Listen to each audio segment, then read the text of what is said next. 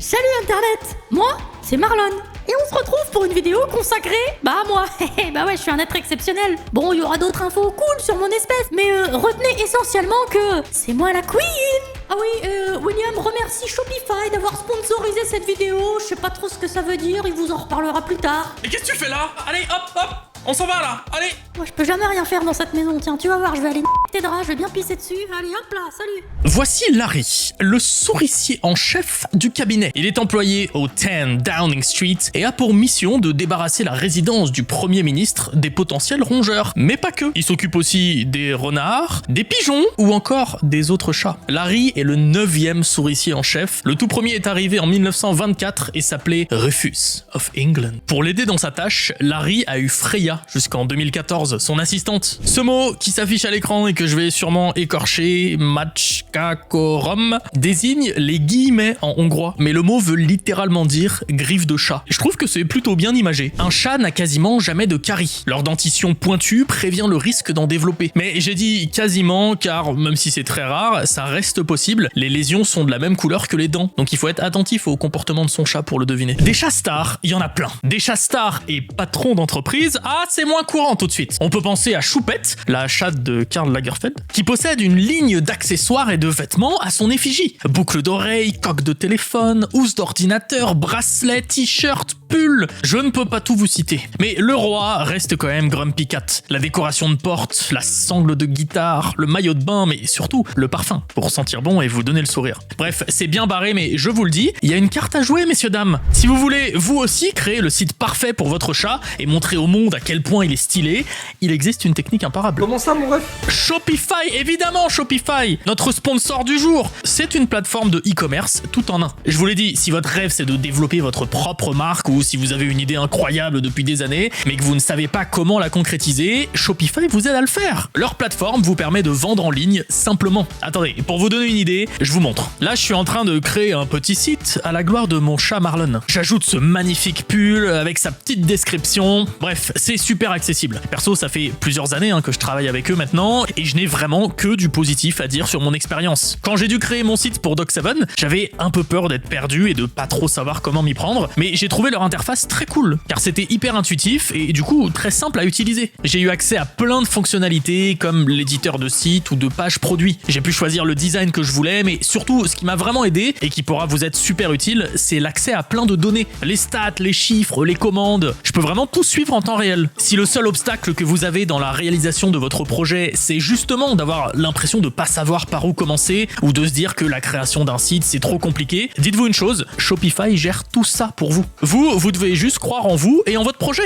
Be you, be proud of you. C'est aussi simple que ça. Et sachez que ce sont des millions de marchands dans pas moins de 175 pays qui leur font confiance. Je pense qu'en termes de nombre d'avis positifs, on est pas mal. Je vous mets le lien en description, vraiment merci à eux encore une fois et surtout, croyez en votre projet, surtout si vous avez un chat magnifique à exploiter. Il y a vraiment un business les gars. Le mot égyptien est le chat le plus rapide du monde. Il peut atteindre une vitesse de course de 50 km/h. Pour vous dire, quand Usain Bolt a battu le record du monde du 100 mètres en 2009, sa pointe de course a été d'à peine 44 km/h. Le chapalu est un monstre des récits de la légende arthurienne. Et quand on fait des recherches sur lui, on a deux versions sur son origine. Numéro 1, il est le fils de la truie mythique Henwen. Ou numéro 2, il serait né d'un rapport forcé entre une fée et un lutin. Je sais que c'est un petit peu flou pour nous autres du 21e siècle. Sinon, le chapalu est un petit chat noir qui peut se transformer en monstre hybride, mi-chat, mi-dragon et mi-lion. Voilà, à la base, c'est potentiellement le fils d'une fée et d'un nain de jardin, pour rappel. En tout cas, il attaquait les voyageurs avant d'être battu par Arthur. Ceci est la première vidéo de chat connue et elle date de 1894. La vidéo appelée Boxing Cats a été tournée au Black Maria, le premier studio de cinéma au monde qui appartenait à Thomas Edison. Ça ne sert à rien de faire un petit gâteau d'anniversaire à votre chat. Il ne sentirait pas le sucré. Le récepteur du goût sucré chez le chat n'est pas complet. Il lui manque la protéine, qui a un nom à dormir debout, la T1R2. Ah, ça se vend d'être nyctalope. Mais ça vaut quoi quand on peut pas connaître l'un des seuls plaisirs de la vie, le sucre? Dans le New York Times du 22 août 1989, on apprend que chaque année, des dizaines de chats chutent accidentellement de plusieurs étages et la majorité d'entre eux survivent. On apprend par exemple l'histoire du chat Sabrina qui a survécu à une chute de 32 étages. Elle n'a souffert que d'une dent cassée et d'un poumon légèrement perforé. Alors comment c'est possible? Eh bien grâce aux lois de la physique. Pour faire simple, les scientifiques ont supposé que les chats utilisaient une technique semblable à celle utilisée par l'écureuil volant. Les Islandais ont dans leur folklore un chat de Noël, le Jólakötturinn. Et je vous arrête tout de suite, il n'a absolument rien de mignon. Ce gigantesque chat mythologique rôderait pendant la période de Noël en quête de son festin, les gens qui n'ont pas reçu de nouveaux vêtements avant le réveillon. C'est un peu la double sentence. T'es pauvre et parce que t'es pauvre, tu te fais bouffer par un chat monstrueux. Sympa. L'animal ferait partie du folklore islandais depuis le 19e siècle. Certains chercheurs pensent que le mythe a été inventé dans le cadre de la production de laine. L'économie de l'Islande reposait totalement sur la production textile et il était coutume d'offrir des vêtements à Noël. Et pour ça, fallait évidemment que tous aient accompli leur tâche de la fabrication. Le Yule-Cat,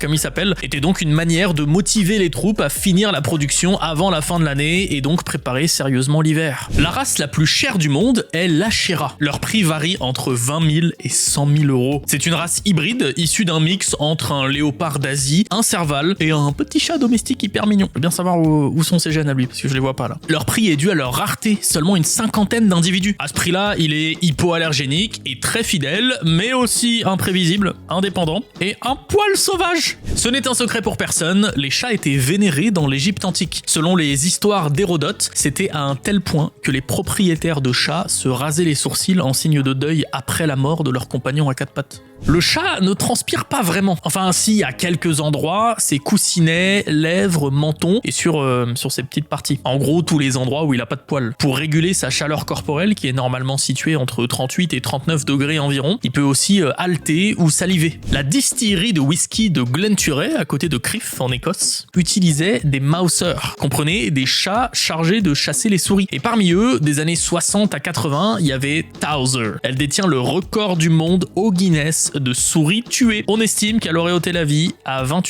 899 petites souris au cours de sa longue vie de 23 ans. Pour vous donner un ordre d'idée, c'est 3 par jour en moyenne. Clairement, elle ne tenait pas du tout de Tom.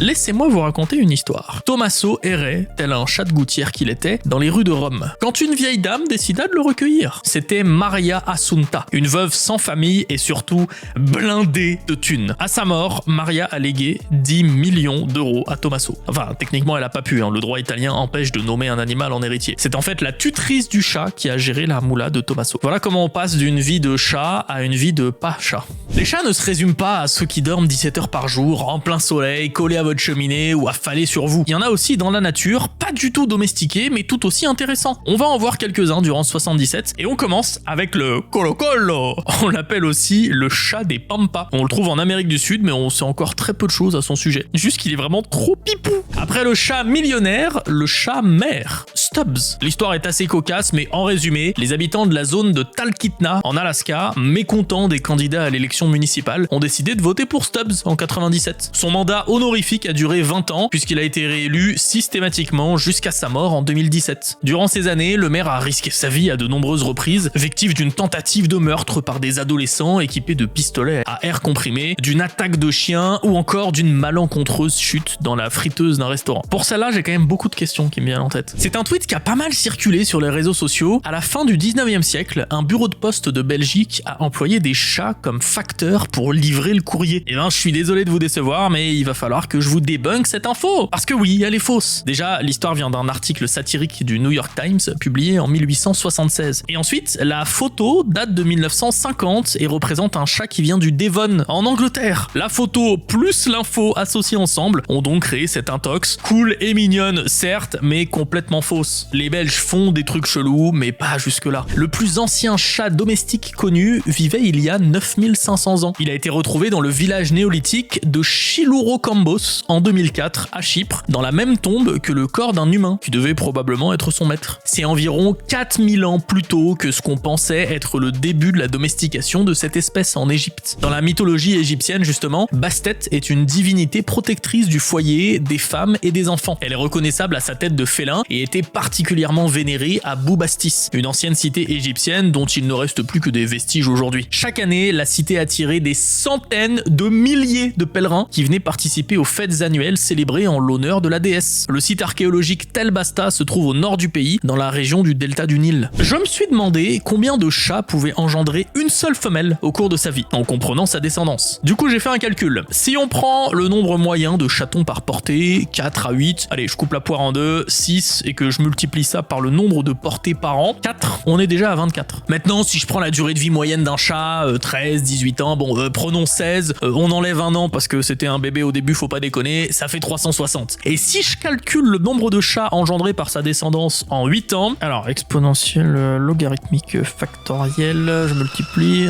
2 72 514, j'avoue j'ai un peu eu la flemme, c'est un calcul de l'équivalent de la SPA américaine, qu'on produit un petit tableau prêt à l'emploi. Je suis meilleur en géographie qu'en mathématiques, je suis désolé. Mais oui, ce nombre est énorme, heureusement qu'elles sont pas toutes comme Dusty, une chatte qui détient le record de la femelle la plus prolifique, avec 420 chatons nés au cours de sa vie. Lorsqu'un couple se marie en Thaïlande, il est d'usage d'offrir un couple de Korat. Un chat originaire du pays est considéré comme un porte-bonheur là-bas. Cette réputation lui vient d'un livre, le Tamra Mayo. Surnommé le livre des poèmes de chats, c'est un manuscrit que l'on estime rédigé entre le 14e et le 18e siècle. Il décrit 17 chats porte-bonheur et 6 chats maléfiques. Je précise, il s'agit juste de descriptions de chats et non pas de races spécifiques. Dans cet écrit, on trouve le Sisawat, un chat bleu que le roi Rama V aurait, selon la légende, renommé Korat, du nom de la province thaïlandaise. On doit l'électricité à un chat, Machak. Il appartenait à la famille Tesla quand Nicolas était enfant. C'est grâce au poil hérissé du félin que le petit Nicolas découvre l'électricité statique, qui fut le début de son obsession pour l'électricité.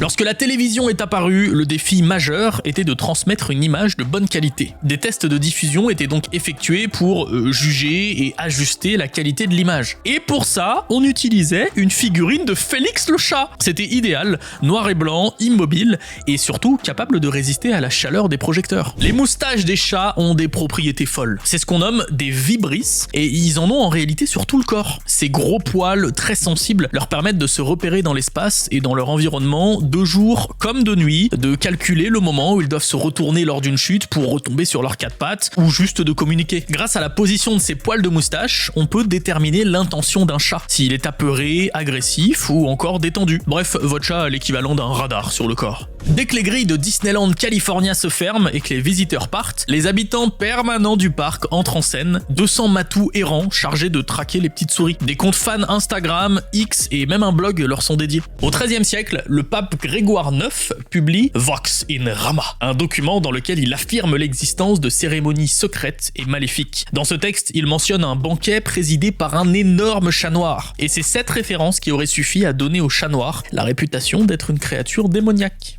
Et justement, en parlant de cruauté envers les chats, durant le Moyen-Âge, pour célébrer la Saint-Jean, on avait l'habitude de faire des grands feux de joie, dans lesquels on pouvait mettre des chats vivants. Cette tradition barbare n'a pris fin qu'au XVIIe siècle, grâce à Louis XIV. Il aurait assisté à l'un de ces sacrifices lorsqu'il était enfant, et traumatisé, aurait fait abolir la pratique. Je vous disais à l'instant que l'église catholique avait favorisé la diabolisation des chats, entraînant de l'élurophobie, entendez par là la peur irrationnelle des chats. Certaines grandes figures historiques en auraient été atteintes. Dans les rangs, on retrouve Henri III, Napoléon, Jules César, Élisabeth Ier. Sauf qu'à chaque fois, les sources sont bien rares. Il est possible qu'attribuer la peur du chat à un dirigeant, le décrire comme terrorisé dès qu'une boule de poil apparaît, aurait simplement été une manière de le décrédibiliser. A l'inverse, les fanas de chats comme moi, on est élurophiles. Et si vous voyez pas le rapport entre chat et élurophobie ou élurophile, c'est que le mot se base sur le grec ancien éluros, qui veut dire le chat. Voici le chat de Pallas, aussi connu sous le nom de Manul. On le trouve exclusivement en Asie, sur un territoire qui s'étend allant de l'Afghanistan à la Mongolie. Et en janvier 2023, des scientifiques ont trouvé des traces du félin sur le mont Everest à plus de 5000 mètres d'altitude. Des excréments ont été retrouvés dans le parc national de Sagamarta, inscrit au patrimoine mondial de l'UNESCO. Obtenir plus de 900 000 followers sur le réseau social X, c'est facile. Il suffit de mettre une caméra devant la chatière et de publier les passages de votre chat en vidéo ou en photo. C'est ce qu'a fait le propriétaire de Pepito avec son compte Twitter Pepito the Cat, où on voit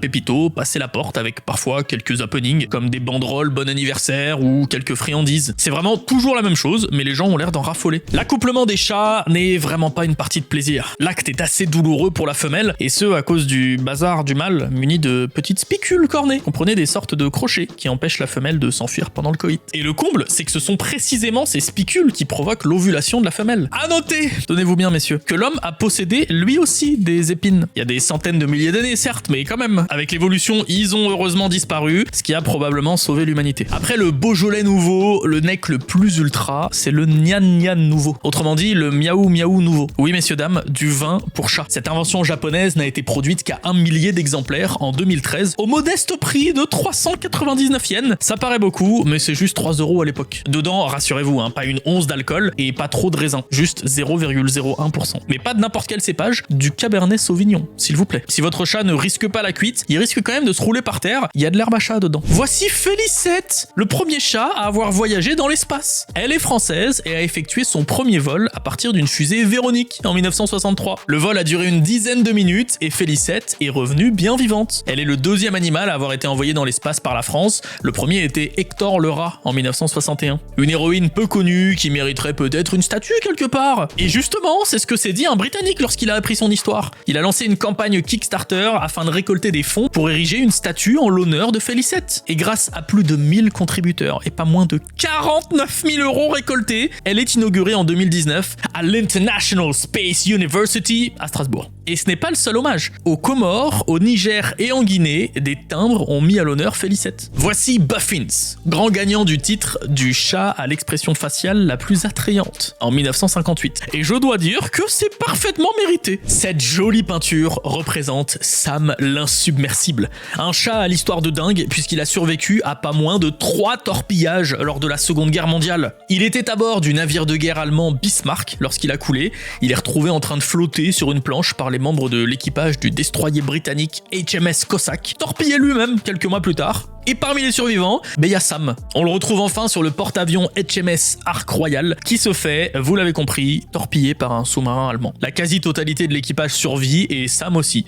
Toujours debout. Alors, il y a pas mal de débats autour de sa présence sur le Bismarck, mais pour certains, cette peinture constitue une sorte de preuve de la véracité de l'histoire. Elle est conservée au National Maritime Museum de Londres. En 1964, les chats de l'ambassade des Pays-Bas à Moscou se sont mis à gratter les murs. Les Super Cats ont ainsi permis aux Néerlandais de découvrir une trentaine de petits micros cachés dans les murs. Plutôt que de les enlever, ils ont préféré les laisser et jouer avec, lançant des dialogues sans importance ou en se plaignant des infrastructures non réparées. Le lendemain, miracle, des plombiers russes étaient dépêchés pour faire des réparations. Incroyable cette coïncidence. Des chercheurs de l'université Queen's de Belfast ont découvert que les chats mâles étaient plutôt gauchers et les femelles plutôt droitières. Et si vous voulez connaître la patte dominante de votre chat, vous pouvez observer quelle patte il utilise en premier pour attraper sa nourriture ou son jouet, ou pour enjamber un obstacle. Dans les archives d'État de Dubrovnik se trouve un manuscrit du 15e siècle plutôt insolite. Il s'agit d'un document très sérieux à propos d'instructions que le gouvernement avait envoyées à des marchands. Et sur l'une des pages, on trouve des traces de pattes de chat. Et dans le style collègue de travail relou, il existe aussi un autre manuscrit du 15e siècle, conservé à Cologne cette fois-ci, sur lequel on trouve une drôle d'inscription. Un scribe se justifie de ne pas avoir pu continuer sa rédaction à cause d'un chat qui, pendant la nuit, s'était soulagé sur la page sur laquelle il travaillait. Après avoir maudit le chat d'avoir ruiné son boulot, il conseille ses collègues et ses successeurs de bien fermer leurs livres à l'avenir. Maintenant, vous pensez que les chats n'étaient pas forcément les meilleurs amis des scribes ? Eh bien, détrompez-vous, car il existe Pangur Ban. Il s'agit d'un poème à la gloire d'un chat dénommé Pangur, rédigé en vieil irlandais par un moine du 9e siècle. L'homme compare le travail de copiste avec la chasse aux souris du chat. Un chat polydactyle est un matou atteint d'une mutation génétique héréditaire qui fait qu'il possède un ou des doigts en plus. La race Maine Coon est l'une des plus porteuses. Je sais pas si vous en aviez déjà vu, mais je trouve ça assez mignon, et je dois pas être le seul, car on les surnomme aussi les chats Hemingway, en référence à l'auteur et prix Nobel Ernest Hemingway, grand amoureux de ces drôles de matous à doigts bonus. Il aurait succombé après qu'un marin lui ait donné Snow White. De nos jours, de nombreux chats polydactyles gambadent encore dans la maison de l'auteur sur l'île de Key West en Floride, aujourd'hui transformée en musée. Certains de ces chats sont les descendants de Snow White. Nos petits félins n'ont pas vraiment d'empreinte digitale sur leur coussinet, mais sur la truffe. En plus d'être l'organe de l'odorat, la truffe est propre à chaque chat, ce qui en fait la partie anatomique la plus unique et donc la plus à même de correspondre à ce qu'on appelle l'empreinte digitale chez l'homme. Le folklore japonais abrite une créature particulière, un yokai dénommé le Bakeneko. Selon la légende, lorsqu'un chat devient vieux, il se transforme en Bakeneko, à savoir un chat fantôme monstrueux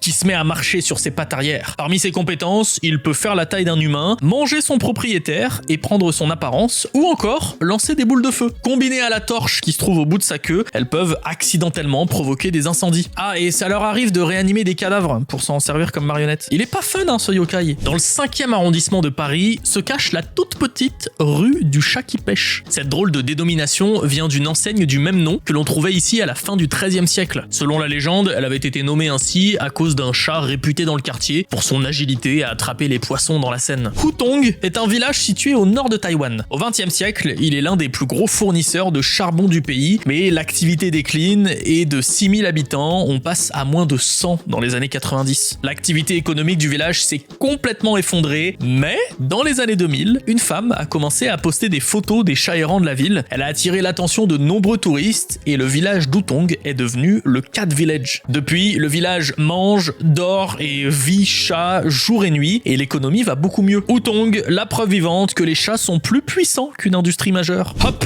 petit bond d'un peu plus de 200 km à l'est, direction l'île d'Iriomote au Japon. Ici se cache le chat d'Iriomote, une sous-espèce de chat léopard endémique qui serait arrivé sur l'île il y a plusieurs millions d'années, au moment où les îles japonaises et l'Asie ne formaient qu'un seul bloc. Le chat d'Iriomote est déclaré comme trésor national du Japon. Pour vous dire, les habitants de l'île Taketomi, voisine d'Iriomote, l'ont même choisi comme mascotte. Dolores Ombrage est un personnage détestable de l'univers Harry Potter. Et pourtant, ça me fait mal de l'avouer, elle a quand même une qualité. Elle aime les chats. Pour vous dire, elle possède une grande collection d'assiettes céramiques chats dans son bureau. Toutes ces petites scènes animées ont nécessité 2 jours de tournage et plus d'une quarantaine de chatons. Ils ont ensuite été adoptés, mais leurs propriétaires n'ont pas été mis au courant de leur participation au film. Officiellement, le record du chat le plus vieux du monde est de 38 ans. Il est détenu par Cream Puff. Le secret de sa longévité, de la nourriture pour chat complétée par des brocolis, des œufs, de la dinde et du vin rouge. Le propriétaire de Cream Puff avait un autre chat qui, lui, a vécu jusqu'à 34 ans. Non mais il y a un moment, faut nous expliquer la recette, messieurs, dames, là, je comprends pas. Lors de la Seconde Guerre mondiale, l'armée américaine a accueilli dans ses rangs un chat, Herman le chat. Il a été officiellement engagé par la garde côtière des États-Unis pour éradiquer les rats présents dans les navires. Ils étaient une menace pour les cordages et les stocks de provisions. Et c'est très sérieux puisqu'Herman possédait même son propre passeport. Il occupait la fonction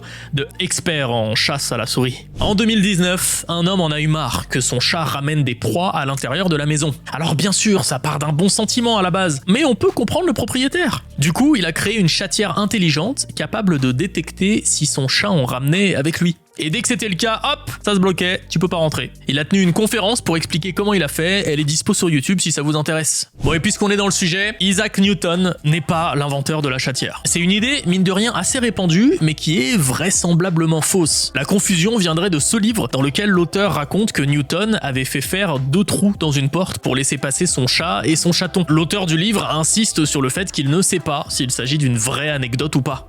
Si votre chat avait besoin de boire de l'eau de mer pour survivre, il le pourrait. Contrairement aux humains, ses reins sont capables de filtrer le sel présent dans l'eau. Par contre, évidemment, faut pas en abuser, il y a une limite. S'il en boit trop, ça pourrait quand même les endommager un petit peu. D'où viennent les félins? Allez hop, petit arbre de parenté pour que ce soit plus clair. Et au vu de sa tête, je vais simplifier un max pour que ce soit compréhensible. Donc, on commence notre arbre avec l'ordre des carnivores, dont émerge, il y a 50 millions d'années, une branche les féliformes. Parmi les familles engendrées par cette lignée, il y a les Félidés, ici, dont la plus vieille espèce connue est le Proelurus, qui a vécu il y a environ 25 millions d'années. On a découvert des traces de lui en Mongolie, aux États-Unis, en France, en Allemagne et en Espagne. Et puis, bien plus tard, il y a quand même 10,8 millions d'années, cette famille se scinde en deux sous-familles, la Pantherinae déjà, dans laquelle on retrouve évidemment la panthère, lion, tigre, jaguar, etc. Et la Felinae, qui se split pareil à de nombreuses reprises, jusqu'à arriver au Felis, genre du chat domestique, qui est apparu il y a 6,2 millions d'années. Et au sein de cette sous-famille de Felinae, évidemment il n'y a pas que le chat, on retrouve d'autres espèces comme le guépard ou le puma. Et ces animaux miaulent, ils ne rugissent pas. Vous avez bien entendu, un guépard, ça miaule. Vous me croyez pas ? Bah écoutez ça.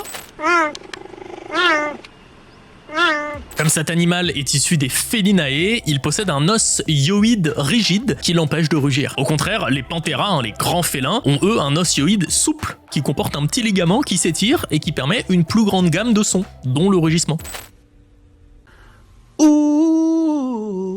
Ceci est un jaguarundi, également surnommé le chat loutre, à juste titre. Non mais regardez-moi cette tête. On le trouve en Amérique, d'un territoire qui s'étend du Mexique jusqu'en Argentine. C'est un cousin éloigné du chat qui aurait été apprivoisé par des peuples précolombiens. En 2013, la revue scientifique Nature a publié une étude qui estime que le chat serait responsable de la mort de 1,3 milliard à 4 milliards d'oiseaux dans le monde chaque année. Et attendez, c'est pas tout. De 6,3 à 22,3 milliards de petits mammifères, c'est absolument colossal. Mais du coup, on peut se demander combien y a-t-il de chats dans le monde. Évidemment, on n'a pas de chiffre précis, mais les stats estiment qu'il y en aurait entre 600 millions et 1 milliard. Et là, les chiffres évoqués juste avant deviennent tout à coup très relatifs. Direction le monastère Napechang, au Myanmar. Il est surtout connu sous un autre nom, le monastère des chats sauteurs. Tout est dans le titre, il avait la particularité d'abriter des chats dressés à sauter dans des petits cerceaux. Mais aux dernières nouvelles, cette activité ne se pratique plus. La CIA a développé un projet dans les années 60, Acoustic Kitty, ou le chaton acoustique. Le but était relativement simple, utiliser un chat pour récolter des infos au Kremlin et dans les ambassades soviétiques. Les gars voulaient implanter des micros dans le chat et une antenne dans sa queue, histoire de transmettre ce qu'il enregistrait. Bon, il y a eu quelques essais, mais aucun n'a été concluant et le projet a été définitivement abandonné en 1967. Les Highlands d'Écosse sont tentés par une créature légendaire, le Catchy. Il s'agit d'un chat noir avec une tache blanche sur la poitrine qui serait en réalité une sorcière transformée. Mais d'après un zoologiste anglais, rien de mystérieux dans cette histoire. Selon lui, le Catchy serait en fait une confusion avec un animal bien réel, le chat de Kellas, un hybride entre un chat domestique et un tigre des Highlands. Les seuls spécimens connus et observés ont été retrouvés décédés, et les seules représentations que l'on possède sont donc des animaux empaillés. Cet énorme chat, que j'avais honnêtement jamais vu avant de faire mes recherches, est un chat baï. Je te dis bye bye. Si on le connaît peu, c'est qu'il est ultra discret, planqué dans des forêts primitives de l'île de Bornéo, d'où il est endémique. Pour que vous vous en rendiez bien compte, la première photo qu'on a prise de lui, c'était il y a 25 ans, en 1998. Malheureusement, on n'est pas près de mieux le connaître, car la destruction de son habitat fait du chat baï une espèce menacée. Les chats sont extrêmement forts pour monter dans les arbres, mais la descente, c'est une toute autre histoire. C'est pas une question de peur, mais de griffes. Leur forme courbée les empêche de s'agripper facilement lors de la descente. En gros, le crochet est dans le mauvais sens. Mais il y a un petit félin qui s'en sort mieux que les autres, le marguet. Salut. Un chat d'Amérique centrale et du Sud capable de tourner ses pattes à 180 pour que ses griffes adhèrent. Kinokawa est une ville située sur l'île japonaise Honshu. Entre 2007 et 2012, la gare de la ville a été dirigée par Tama. Elle allait être fermée à cause de problèmes financiers, mais son arrivée a attiré pas moins de 350 000 voyageurs de plus sur la ligne ferroviaire. Tama a été successivement chef de gare, super chef de gare, officier des opérations, chef de gare perpétuel, un titre qu'elle a reçu après son décès, et enfin, elle a été élevée au rang de déesse. Cette photo n'est pas un montage, ce sont des chatons génétiquement modifiés. Ces petites boules de poils ont été les cobayes d'une expérience menée dans le cadre de la recherche sur le sida en 2011 au Minnesota. Ils sont nés d'une mère atteinte du virus à qui on a implanté des embryons porteurs d'un nouveau gène et d'un marqueur fluo, d'où cette apparence surnaturelle. Le Skookum est la race la plus petite de chats. Il mesure environ 15 cm de haut et pèse au maximum 5 kg. Mais le chat le plus petit jamais recensé par le Guinness était un persan himalayen. Tinker Toy. Il mesurait 7 cm de haut et 19 de long. On est beaucoup à aimer les chats, mais personne ne les aime autant que les aimait Denis Avner, dit Stalking Cat, l'homme félin. Cet Américain a subi de nombreuses transformations pour ressembler à un chat. Tatouage, piercing, chirurgie de la bouche, du nez, des oreilles, port de vêtements à rayures, d'ongles à rayures, de queue à rayures. En tout, Denis aurait dépensé plus de 200 000 $ entre les années 80, début de sa transformation, et 2012, année où il s'est ôté la vie. Tout le monde connaît Hello Kitty, mais je suis pas sûr que vous connaissiez son impact réel dans le monde. Un moyen de se rendre compte de son influence, c'est tous les produits dérivés dingues qui ont été développés. Je peux évidemment pas tous les citer, mais parmi eux, on trouve des lentilles de contact, de la bière, une maison, une maternité d'hôpital, du Beaujolais nouveau, de l'essence, un pot d'échappement et même une tronçonneuse Hello Kitty. Pour faire simple, pensez à n'importe quel objet et dites-vous qu'une version Hello Kitty existe forcément. Vraiment, n'importe quel objet. Ah, et pour info, Hello Kitty, ce n'est pas un chat. C'est, je cite, un personnage de dessin animé, une petite fille, ce n'est pas un chat. D'ailleurs, elle possède un animal de compagnie qui lui est un chat, un vrai, et qui s'appelle Charmy Kitty. Ça, c'est Tombili, un chat turc qui vivait à Istanbul, mais qui est surtout connu pour être un mème. Tombili est décédé en 2016, et pour lui rendre hommage, on a érigé une statue en sa mémoire, dans la position qu'il a rendue célèbre. Bon, elle est censée se trouver à cet endroit précisément, dans son quartier d'origine, mais la Street View n'est pas à jour. Alors, à défaut d'avoir Tombili, on a un vrai chat. Dans la vidéo sur les expéditions légendaires, je vous parlais de l'Endurance, un bateau qui a été piégé par les glaces en 1914, en Antarctique. À bord, on retrouve évidemment le célèbre Shackleton, beaucoup de Frank, ou encore Miss Chippy, le chat du charpentier Harry McNish, dont le surnom était Chippy. Ce mâle a été surnommé ainsi parce qu'il suivait, je cite, comme une épouse, son maître. Sa vie à bord n'était pas de tout repos, apparemment il a failli y passer la nuit du 13 septembre 1914,